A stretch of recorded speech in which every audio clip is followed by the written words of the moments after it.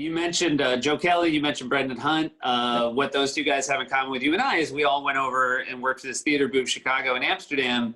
I'm pretty sure that's where all four of us learned to fall in love with soccer. None more, it should be noted, than Brendan Hunt, who plays your assistant coach, Beard. But what was your relationship? Because you came over a couple years after me. I went in '98. There was a World Cup going on. Holland did really well. Yeah. The city came alive, and I was like, oh, I want to be a part of this forever. What was your in?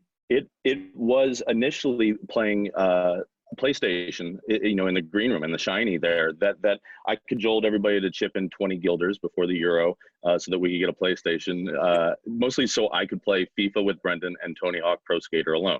It was 2000, so it was like, the main teams were Arsenal and Man U. Brendan, being a huge Arsenal fan, would take them. So it was just battles of like Henry versus Beckham. And Brendan is, much like his character, a fountain of knowledge and enthusiasm and ability to speak in parallels of metaphor. And he would explain the game to me as we were going. So then I started to map, because he would explain it using the 90s Bulls and like the triangle offense. And I started to understand the tactics of the game a little bit better and the backstory of players and how well they translate that into the FIFA game.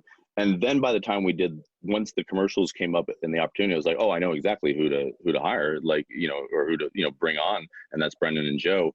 And then we would add like a little in the contract, like, hey, we also want to be able to come over, and be given like the red carpet treatment, mostly for Brendan to go see a game, at Emirates, which is such a joy to get to do. I know you feel the same way, taking like your pops to go see a Steelers game and stuff. When you get to have these people treat you so well, and your friends and family. This is completely up to your exposure level to international athletes, correct? Like you've actually now been recognized by people who have never seen a single episode of SNL. Oh, 100%. Yeah, I mean Thierry Henry and Tony Parker being one of them. That was the thing early on. You make the commercials and like we joke about, you go make a viral video. You don't do that. Like you make Lazy Sunday and then it sets the internet on fire and it introduces people to YouTube.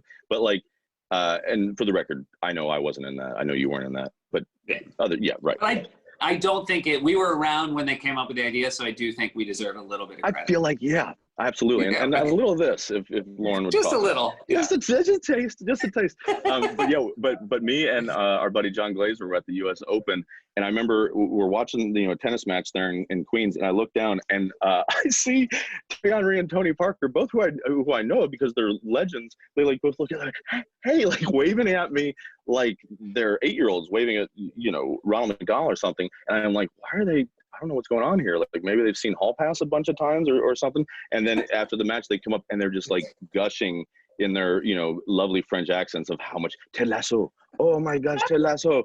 And I was like, wow, this thing. And then Steve Nash was another guy who I'm a huge fan of. And I think he's just, terrific, huge soccer fan, big Tottenham supporter. And seeing him at a Jay-Z concert out here in LA, like he came up to me. I was like, this thing's got reach in ways that I had no way to anticipate. You have, we did get to work with some athletes in our days at SNL, and I actually just went back and watched the sketch you did with LeBron, because I thought the magic moment that I'm going to ask you about had actually happened on air, and they cut away, but it was dress. It wasn't even dress. It was rehearsal. It was like either Thursday or Friday rehearsal. Yeah. But I want you to know that I also remembered it. You do? Okay. Yes.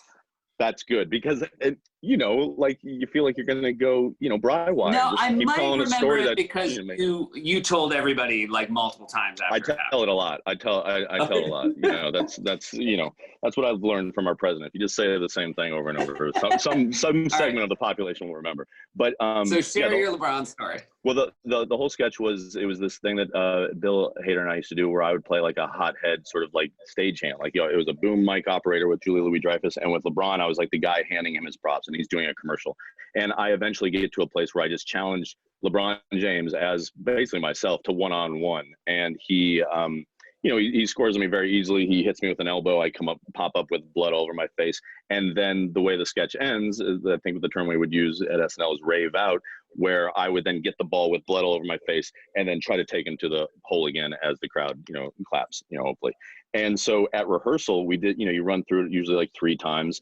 And the very first time we did it, I went down, and the hoop was probably, 8.5 feet or something like that. I went down the left side, I went up, like that, and reversed it and came underneath and kissed it off the glass with a little spin, and it went in. And all the camera guys, everybody on on the set were like, "Whoa!"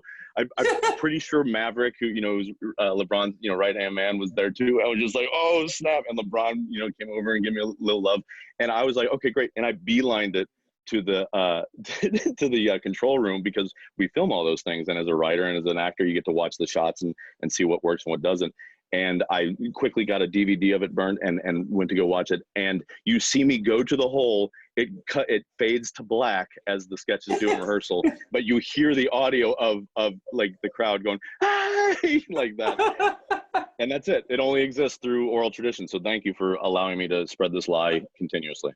Of course, not a lie. And really in my happened. head, I saw it happen. So maybe I was on the floor for it, or maybe you just tell a story that has great visual details to it. Me and Garrison Keeler. That's those are the websites. Hey, congrats on the show, buddy. It's always a delight to see you, and hopefully back in the city soon. Yeah, we'll get the kids together and have them do some improv and all that stuff. All right. For 6 feet distance. All right. All right. All right. Be well, buddy.